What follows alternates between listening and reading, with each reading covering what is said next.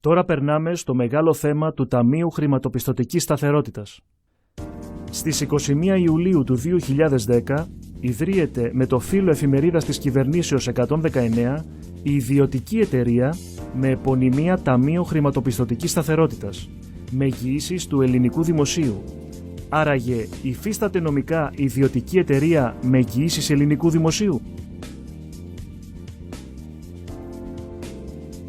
Το έργο του Ταμείου Χρηματοπιστωτικής Σταθερότητας και η έντεχνη απορρόφηση της ιδιωτικής περιουσίας των Ελλήνων.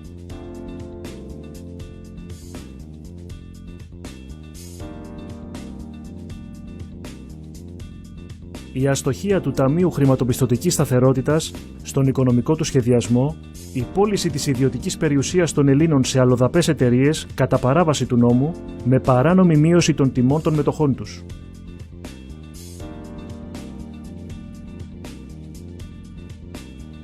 Η επίσημη πρόταση του Αρτέμι Σόρας στις 16 Μαΐου του 2014 για αγορά των μετοχών του Ταμείου Χρηματοπιστωτικής Σταθερότητας στο διπλάσιο της ονομαστικής τους αξίας και η παράλληλη κοινοποίηση στους κάτωθι, Υπουργό Οικονομικών, Διοικητή της Τράπεζας της Ελλάδος και στην Επιτροπή Κεφαλαίου Αγοράς.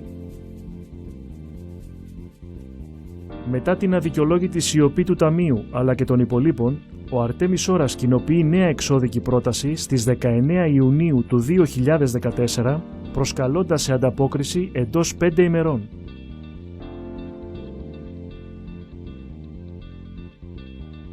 Μετά την πλήρη αδιαφορία όλων των εμπλεκομένων, ο Αρτέμι Σόρας στις 6 Αυγούστου του 2014 καταθέτει μηνυτήρια αναφορά κατά του Συμβουλίου του Ταμείου Χρηματοπιστωτικής Σταθερότητας και των εκπροσώπων της Τρόικας με κοινοποίηση προς Πρόεδρο Αριουπάγου, Εισαγγελέα Αριουπάγου και Πρόεδρο της Ένωσης Ελλήνων Δικαστών και Εισαγγελέων.